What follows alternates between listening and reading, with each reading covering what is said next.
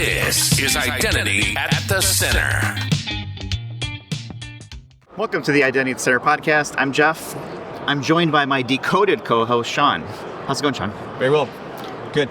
So the reception to Decoded, our first episode, has been well received. I think so. When are we doing our next one? I'm going to put you right on the spot right away. Okay. We didn't discuss this. So I talked to Mr. Fletcher about it, and he didn't say no. Okay. But I'm talking with him and Shay at, I think it's 5:30. I will let you know. Okay. I'll shoot you a high five. A high five. Okay, so that's Mr. George Fletcher? Yep. Okay. And what is the spec that we have to look forward to? Transaction tokens. Ooh, transaction tokens. Yeah, but it'll be transaction tokens, but it's also going to bring an agentic context to it. So there's Shay's doing an agentic profile on top of transaction tokens, but we have a baseline how it applies to AI. You have the lovely buzzword of the week here. Mm-hmm. But yeah. I feel like there's an opportunity to do a better job of marketing specs and like making it sexier.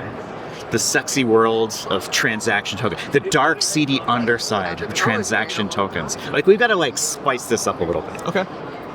You don't look convinced. You're just like, whatever, Jeff. Well, there's like so many ways to say it. There's so many acronyms. There's TX tokens, TXN tokens. Then Brian Kinman pointed out to me, like, you're never going to call it TRATS again because of figure that out. Mm-hmm. But I think there's a way to like be like, bro, not only do I do transactions, but when I do, I use transaction tokens. Something like that. Like, that's not going to fly. It's too long, but it can work. All right, so we're here at Identiverse 2026, Las Vegas. A lot of stuff going on. You're a busy guy. You're giving a lot of talks. You're kind of like my continuous identity guy, my Sherpa, my guide. What is the state of the union? Because the last time we talked about this was Identiverse last year. We've had some conversation in between, but we talked, it's a year later. Give me like a state of the union on continuous identity. Is this real? Is it happening in the real world? Yeah. Or is it still very much like ideation? No, I think it's not even like picked up market steam. It's like, it's mainstream mainstay because you're seeing it more in vendors advertising too. I mean, the acquisition that happened with CrowdStrike, they created a whole entire identity department called Continuous Identity. Like, it's all there. I think Andrew Cameron and I had a workshop on Monday. There was about 40 to 50 people in there, and when we talked to a lot of the people in the workshop, they're like halfway down the journey of doing things, and they're starting with baseline principles of zero standing privilege, then getting to, provisioning, but then they're starting to put the pieces together, and the pitfalls they're going after right now, Andrew and I had been through, so we're helping them along the way here, but it was more like soaking it up. So the workshop we had for them gave them a whole plan, like how to sell it, the lingo, the jargon, the financial stuff to it, how do you do it, and here's the tech. And the outreach we've gotten between Andrew and I was like, more. So it's there. I know there's about 20 new companies that are decent size that are like, we're doing it. We're actually doing it. Yes. What are some of the questions you guys get? Like when somebody reaches out and say, hey, is it still like, what does this mean? Is it, how do I do it? Are they like specific questions around like integration? It was really, where do I start? Really? Okay. And a lot of it is, I want to do it where I start. And I think the workshop we gave them we're giving them the whole PowerPoint deck. It's literally, here's the educational material. Then it went into the sell. Then it went into the lingo, because you don't want to say you need CAPE. Mm-hmm. You want to say, I want more seamless security, but with longer sessions for login. Mm-hmm. So it's how do you translate the tech talk to the business talk? Mm-hmm. Then it went into financial, the financial aspect of things. But they're asking, where do I start? And the baseline is you have to have a business problem. So start small, start sizable, but back into it. So a lot of it is, where do I start? And is it still data? Last year we were like, data, it's all about the data. Sadly it is. Mm-hmm. I think the data's getting a little bit better, but the way to counterbalance that is pick a use case where your data is at least decent. So it's like one team, one dream. Teamwork makes the dream work, but it's more pick one small thing, deliver it, data, and then use data from it to show ROI and value, and then iterate. And it was pretty well received, honestly. Is shared signals framework still really kind of a major bus, and is it supporting it? Okay. You're seeing more and more mainstream vendors. Like it's over the press now, where they see it. And where Atul, Mike, and I are seeing shared signals grow into commerce, and commerce is huge right now. It's how do you have, like with the advent with AI with payments, there's experiences being designed for payment that are, human journeys and then also machine journeys. And they need a way to know, like, provenance. Is this agent on this network legitimate? And if it is, I want to know about it. And that's what shared signals are. So it's on, I think it's Thursday, we're giving a talk on that, and it's more about shared signals is the continuous trust framework. So it's trying to merge together identity, signaling, and then commerce. So Atul and I are pretty keen on getting that into the hands of the merchants. And I met two lovely ladies from MasterCard and National Australia Bank, and connected them, and they're talking. They're like, we should do this signal thing, because they were both saying the same thing. Like, we need to have signals that are about trust. And I'm like, just laughing and grinning. I'm like, oh, this is like music to my ears. So I think that they're talking in a little bit offline, but I'm excited about it. Okay, cool. I feel like AI, we can't go a conversation at this point with AI. It's been relatively AI free. Less like our booth here, RSM Identity Center, not one word of AI anywhere on any of our stuff. So we're like a spin, a no spin zone for AI. But if you look around everywhere else, you're right. It's AI everywhere. What is the buzz, the narrative? Like, what do you hear around the conference this year? Is AI a fad? Is it going away? I don't think so, but I think the major business concern right now is the cost. The cost and the cost to secure it is a lot. And I don't think there's vendors being tone deaf, but when you get into the tokenomics of it. Tokenomics, yeah. Yeah, right. They've heard that before, have you? Not original at all, right? It's crazy how you have to look at the security in layers, but in each layers, it's like, we charge per seat, we charge per throughput, we charge per tokens, we charge per prompts, and it's like, it's expensive. Like, would you spend, I'm making this up, but would you spend $80 million to secure it when your budget is $40 million? It's like, okay. So that's one buzz. The other one is, it's not provenance, it's more about indemnity, right? Yeah. But provenance is also huge because people are starting to realize that models are a thing. Everyone's like, agents. I'm like, yeah, that's true, but there's model provenance matters. And I think there were some guys from Cisco. They gave a talk on it, and it was an amazing talk.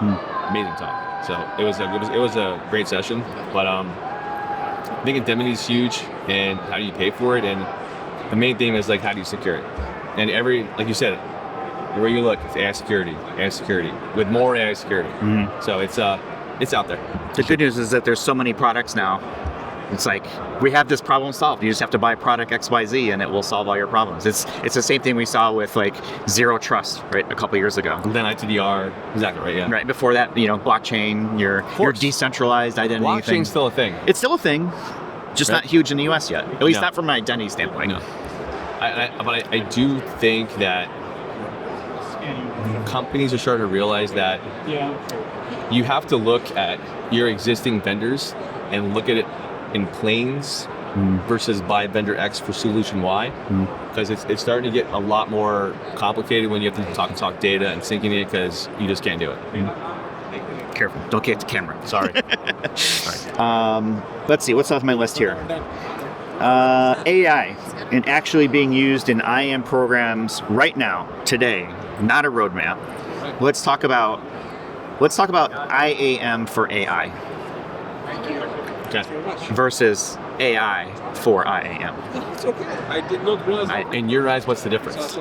I think it's just the context. Are we talking about a tool that's leveraging something to do AI thing or to do identity things, or am I trying to manage the identity of an AI? And you're asking about AI and IAM? Do both. Dealer's choice. We've got our little identity center. Shout out to Rob again for printing these out for us. Nice. They are nice. They're cool, right? They're really. Yeah, Rob, well done. Like, people keep coming up, so I won't blow up your spot, but it was very cool. I am managing AI. There's going to be some things that are going to have to fundamentally be corrected in the traditional model. And I think PAM and IGA are going to be drastically disrupted, for sure. Now, on the flip side, it's AI in IAM. You're going to start seeing things happen like recommendation engines that say people of this cohort with these attributes get access to these things should have it, right? That may give you more guardrails on should an HR manager have access to GitHub repo X, or should engineer have access to deliver Salesforce thing Y, right? Do I think we're ready to have agents do things, write things automatically without observation? Not yet. What would it make you to trust that? Because at some point, I feel it's an inevitable conclusion is that, at some point an AI agent will be doing this thing, but it's not going to happen until the right person in the organization trusts that it's making those decisions. It's going to be more around, this is my opinion, but I think you need model provenance for that.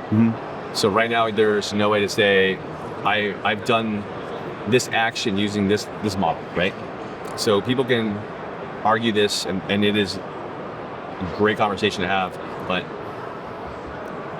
how do I know that the model I'm using is Opus? Because the name says it, right? Awesome. Hey, I'm Jeff Stedman. How do you know it's me? Well, there's this thing called I know you're you, and I know I'm me, but in the model world, that does exist in some capacity, but it's a drop-down. How do you know? Yeah, that's a good point. I mean, there's a lot of these, you can go direct to the vendor, right? Let's say you're using Anthropic's direct interface through Claude, but you've got other, AI services. Perplexity jumps to mind, right? You can pick the model. How do you know that it really is the model that you're picking? It's just a drop-down on the screen. I guess the provenance, the attribution of where that information is coming from is important. Because I'm telling you, their talk was amazing. I have, being a,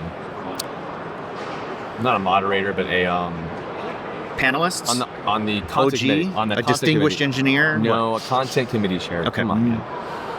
It was good to be able to review I got a chance to review their deck and be like, hey, this is a good grade. And I was like, ship this thing. This is amazing. I want to be in this session. And it was really. I was approaching it the same way, thinking it's one more than think about it. I'm like, oh wait, it's there, and they actually open sourced it as well too, which is kind of interesting. But I think until you have that, it's going to be a little bit weird because you're gonna. I mean, it goes into a topic that I think is very important, and it's indemnity and plausibility. Why was this done? You can't just say, oh, it's AI. You can, it's an answer, but I'd be like, well, what does that mean? They'll say, oh, the agent did it. Awesome. Why did the agent do it? The agent doesn't do anything. The LLM says you should do this thing, right? When you're talking about explainability, right, of the 100%. Actions that's been taking place. The indemnity angle I find interesting because I guess I kind of figured this is a solved item. A agent really can't make a decision. The decision still rests. Ultimately, the accountability of that decision rests with somebody within the organization. But if they're doing it on behalf of, I think it's still that accountability, but I don't know. And maybe organizations are thinking about it differently. Yeah. But who ultimately is I made this decision, I stand by it, and if something goes wrong, who do I assign blame to? And that blame might have financial repercussions. Correct. And I think it's going to be a mixture of who and what. Not what as in this we're not going to go create a blame agent. It's the blame agent's fault, right? Go do that. I mean, that would be kind of fun. That'll be the specialized, small language model. Yeah, the one that's best at accepting blame. Exactly. What's your job? I accept blame very well. Right. Very good. Yeah. No modeling needed. Just blame me. I'm good to go. Yeah. The highest grossing model out there. Exactly. Right. So, that's awesome. If you did that, you probably would be a millionaire. Don't steal that idea. I'm vibe coding it over the weekend. You heard it here first. Dibs. Blame agent by IDAC. It's great. So I think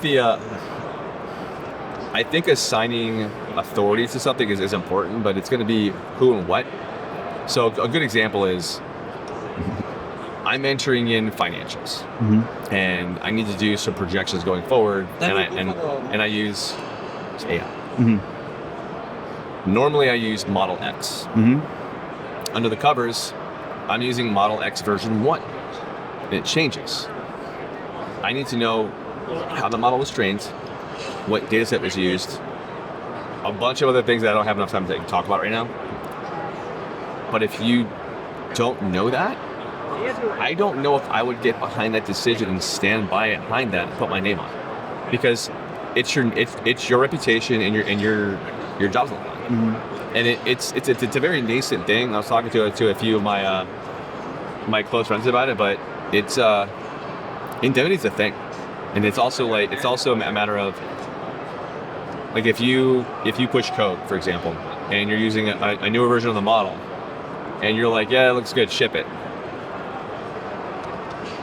Who's on the hook for that? Correct. Right, the person who said ship it. The human being, essentially, is Correct. supposed to be. Because where this is going next is it digital workers or digital assistants? Yep. The fun thing is, and we got into this on. It wasn't an argument; it was more like a very spirited debate on if you have a digital assistant and you say, hey, listen, I want to book a cruise in Antarctica. It's fantastic. It's a great time of year, right? And you're like, awesome. Your assistant gets you. You're so excited about it. You're like, yeah, I can't wait to go. I'm so excited. Your prompt is amazing. Book this thing yesterday. Book it now.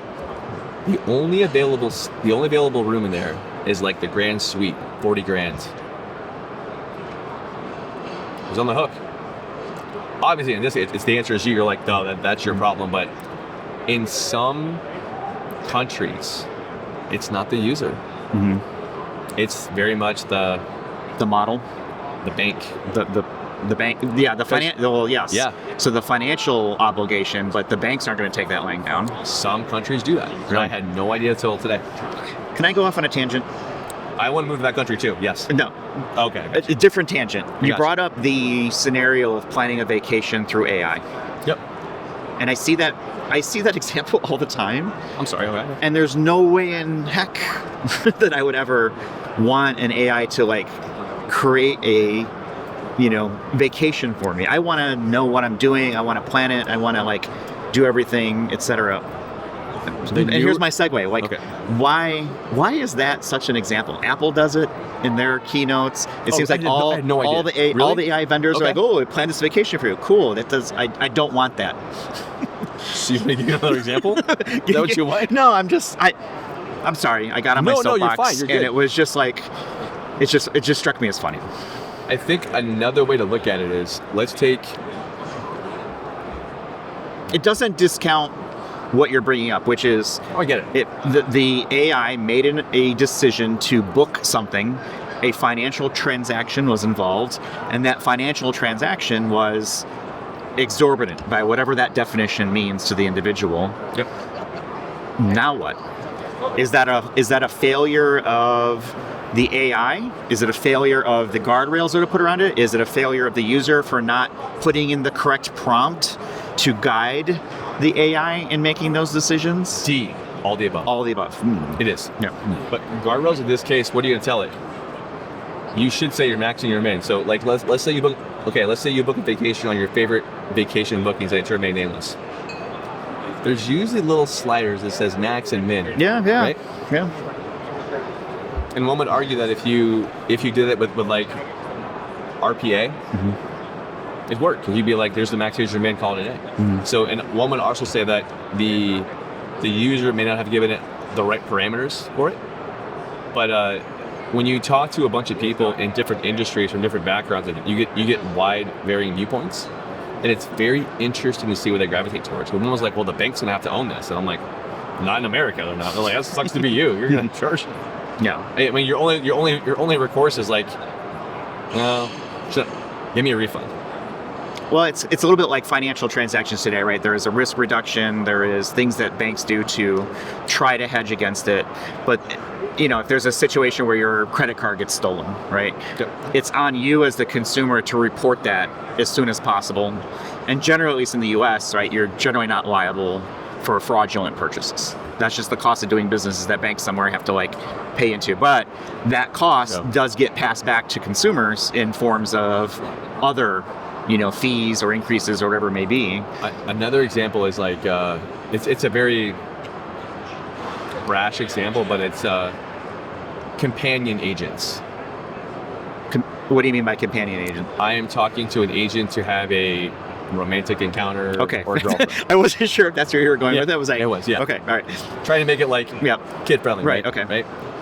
So one would say that thought to that, if it gives you bad advice and you do something horrible with your life. Mm-hmm. Well, we're seeing some of that already with some of the LLMs with, mental health issues and people committing, things that I have a strong opinion on that, personal opinion that I will keep to myself, but it's getting into the realm of there's Eric, my good friend, started talking about, is it really consent? It's not consent. It's now this is no longer the companion piece. This is more the merchant piece. Mm-hmm. There's a balance between consent, power of attorney, somewhere in the middle.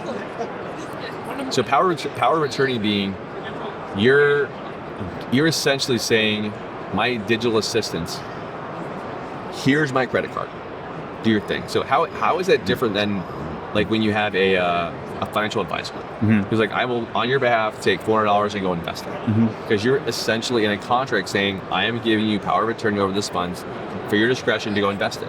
That is you have to legally sign that document.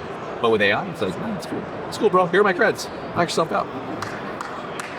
So are these identity problems?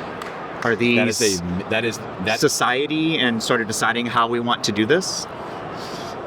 You are asking the right question. Yes. Because some people, I know. Brownie, you know what you get?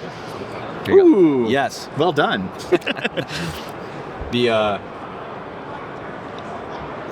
They're not solely identity, but it's a layered problem. And I think one of the spirited debates we had was more,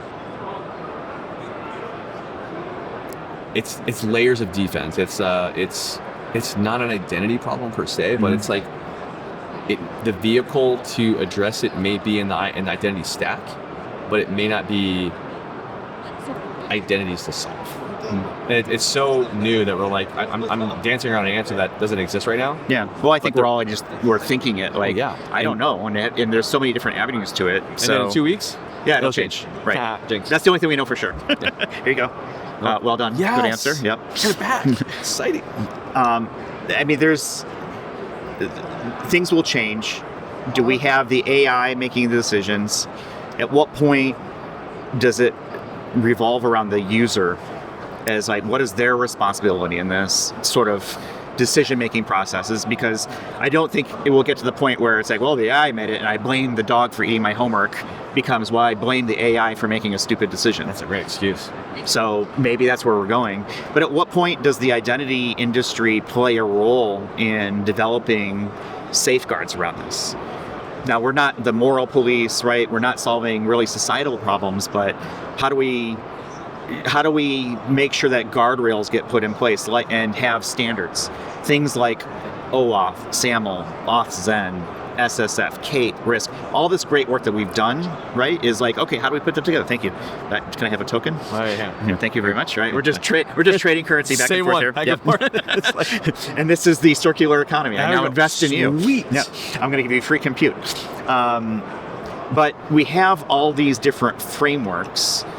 I guess the question is this an identity community thing to solve for? Or are we really kind of left to the mercy of what society decides to do? Society may come back and say, look, AI had its moment in the sun, and we're kind of going to pivot away from that in 5 years. Yeah, I don't think it'll happen. Okay, but I don't think that. There are people who will be all right, I don't trust it. Do they get left behind like the other people maybe today who don't have digital identities? That is a moral, ethical, and a choice Absolutely. question. And that's why I brought it up, because Yeah. like, hey, it's just the two of us talking. Exactly, yeah. With, tens of billions of people all around the world listening. I know. Yeah. Tens of billions? Nice. That's good. Decoded will get there one day. Yeah, good job. Hey, there we go. I'm 2-0. Okay. Yeah, right. I gotta earn those back. You earn 2 back. Here, you got it.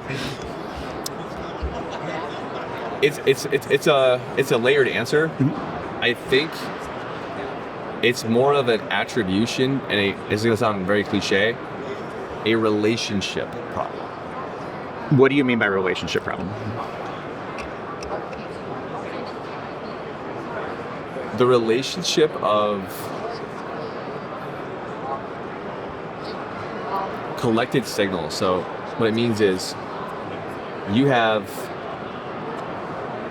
an agent, right? That's trying to... We're talking about an AI agent. Correct, yeah. Mm-hmm. If you have you using an agent, right? It's like a graph, right? So you have an agent that is... The user is using an agent, and it did something wrong. Mm-hmm. The relationship is between an agent. That's the problem. It isn't you. Right. It isn't that. It's the agent. But when you layer on the other thing called, this is a very overloaded term called intent. Mm-hmm. The relationship and the intent matter, and that's kind of where we're at right now. So the relationship between you and using a merchant means you are going to go purchase something. The intent is your digital assistant is trying to purchase something on your behalf. But technically, your assistant should know how much money you have in the bank. Mm-hmm. So what's your relationship between you and that agent?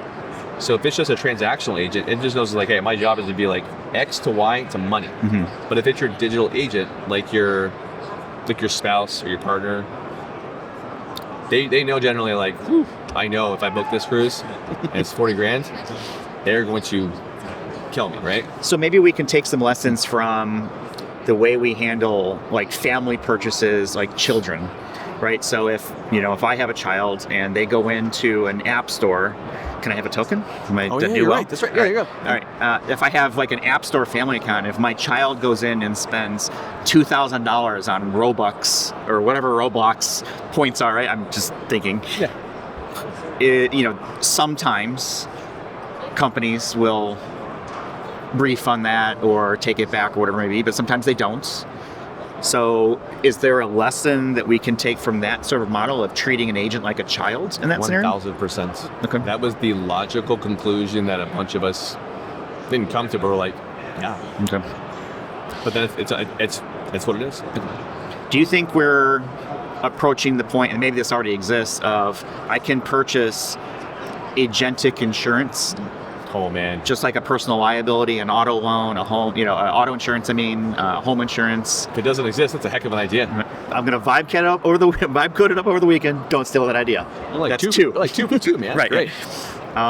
Because I feel like that is a place to make money. And if we can manage the risk around it, some insurer absolutely will come up with something like that. It's no different than a company having cyber insurance. Yes. And I was thinking also like a money back guarantee, right? So if I'm a provider of an agentic AI solution, one of the value adds of using my solution might be, hey, we provide an indemnity up to a certain amount because we stand behind our product and our decision making. And they've worked with an insurer somewhere to say, yeah, it's vetted and we think that you're in a good spot. Now, obviously I'm just speculating. No, absolutely. So since we're talking like in hypotheticals. Absolutely.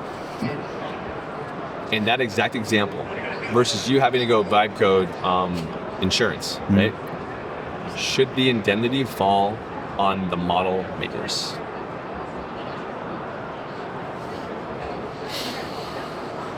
I don't know.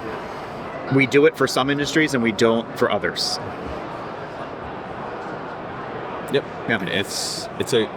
That is a burning question that they need you to think now. Yeah, I'm thinking about it now. It's like, okay, well, how does this stretch into the world of IAM in an organization? If an organization, let's say I've got agentic identity running my identity program, some level somewhere, right? And I run an access review, and there's an agentic AI that makes some cursory decisions before escalating to a manager. I'm going to just pick something really simple. Yeah. Maybe it makes the right decision 99 times out of 100, but maybe there's that one time that for whatever reason it just didn't flag something for a review, and that account becomes the center of an explosion of bad activity. Is it the vendor? If I vibe coded up, or let's say I created it correctly, right? Yeah. Is it the identity program that is assigned the blame? Is it the manager who is ultimately supposed to be responsible for all of their reports and what they have access to, or something else? You're talking What about is the answer, Sean? Tell me. 4. 4. Okay. Here you go. Oh, We'll just trade that one back. All right. It's chain of liability. But then, I mean, I regret saying this, but like, do you hire lawyers that are agents to go defend agents? Well, look, you're laughing and I'm laughing, but it's absolutely true. There's going to be. So I had, this idea of like small language models, and like I'm going to have I've actually had a few conversations around this today. Is like we've got large language models. I think they're solving the main use problems, right, of an interface. And you're absolutely on the right track for what I'm thinking is like, yeah, you're going to have a specialist small language model that is very good at this very specific task. In identity, it might be I have the best joiner, mover, leaver agent possible. And I might have another module that is the best access review. The other one might be access request. Or it might be this one really finds all the cape events and does cool stuff with it, right? So the funny thing is, this was attempted at a place where I used to work, and it did decent. Yeah, but it's specialized. It is. And it took a lot of work to get there. Oh yeah, and a lot of data. And the trick is going to be know your data, right? It's you have to use a very well maintained sample set, and then throw anomalies at it. So yeah, but it's I think you're right. Okay. Thanks. 2. All right. I'm +1 from where I started. Let's wrap up for now. Okay. I do want to ask you a question that I asked Pam Dingle this morning as well. Oh man. And her episode will probably come out before this one. So I asked her, what has been her favorite hallway conversation so far here at Identiverse? Do you have a favorite so far? Other than this isn't really a hallway conversation, but it kind of is. This is my favorite. I mean, yeah, present. Thank you very much. Oh, yes. Yeah.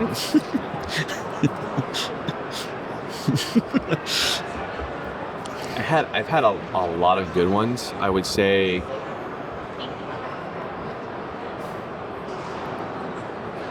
one of the best ones I had was with Pam. Yeah.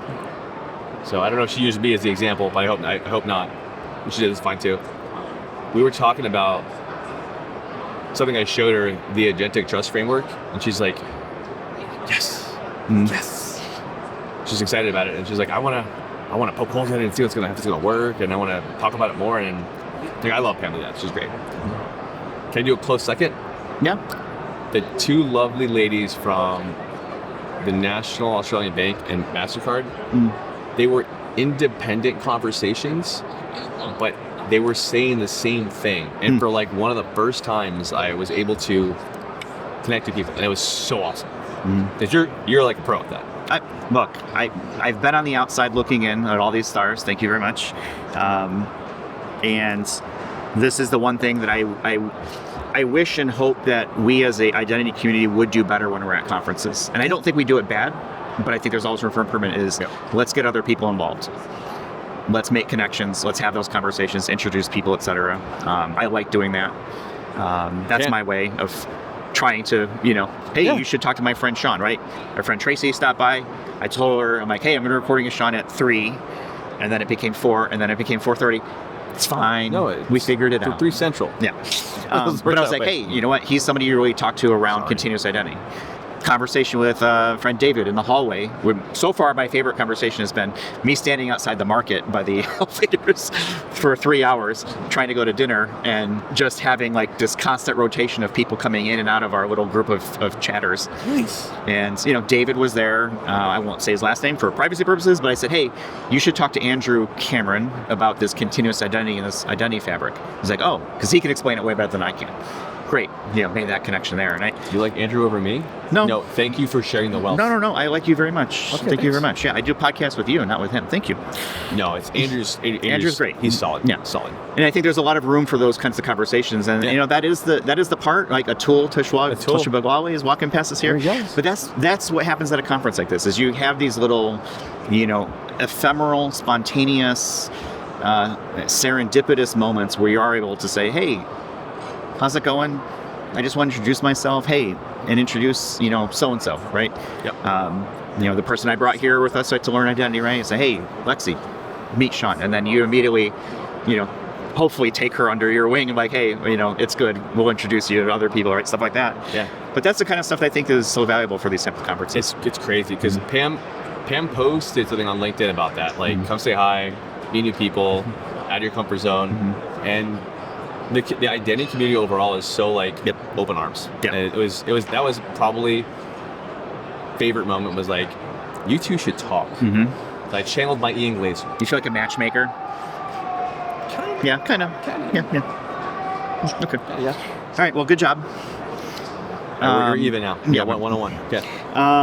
Let's go ahead and wrap it up for this one. So our next Decoded is probably still a little ways away. I've got a bunch of episodes to like cut up between. I still have EIC episodes. I've got a bunch of Identiverse ones.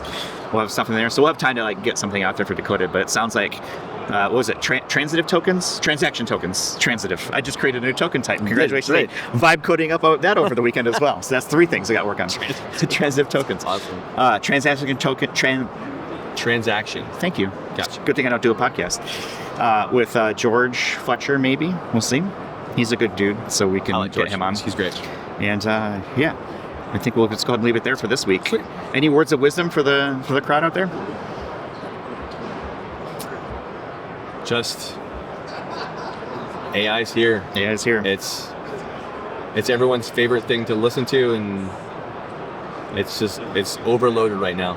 So I will say one thing, and I think this is very important, and it was an overarching theme, is if you're not knee deep in it and know all the lingo, do not have FOMO. Do not what? Do not have FOMO. Okay. Don't do that. Like, you're not doing, you're like, oh my God, I'm missing out. No. We're still figuring it out. Yes. Nobody really has the answer yet. I think we've got That's the whole some point. ideas. Yeah. Concepts of a plan, right? Those sorts of things. We have But- half a plan. Right, we're still figuring it out. I think we've got some ideas that maybe has some legs, but it'll take some time, and that's okay. I don't think we need to necessarily rush into it. At some point, when we be forced to, in certain scenarios, there might be like, we've got to get this done now. But we're all still figuring it out. Oh yeah. If anyone was like, I figured it out, you're like, let's talk. And even if they did, in 5 minutes, they would no longer be like, oh, there's something new. I've got to like reposition everything. Correct. Okay. Sean, always a pleasure. I will have your LinkedIn connection information in our show notes. Check out our Decoded episode that we did already. People seem to like that. What did we talk about in that Decoded episode? What was that first one we taled about? I feel like it was so long ago. It was the agentic trust framework crossed over with the AIM standard, which is it was really agentic authentication and authorization. It hit on things like spiffy transaction tokens, obviously, but it covered not transitive tokens. Not transitive tokens. That's a different standard. That's mine. I'm going to trademark that. Yeah. Because you will be vibe coding a lot this weekend. Yes. Token spending, right? Right. You got to spend tokens to make tokens. Correct. Yeah. There you go. Good job. Thanks. All right, let's wrap it up for this week. Thanks everybody for watching and or listening, and we'll talk with you all in the next one. You've been listening to Identity at the Center. We hope you've enjoyed the show. Make sure to like, rate, and review. And we'll be back soon. But in the meantime, hit the website at identityatthecenter.com. See you next time on Identity at the Center.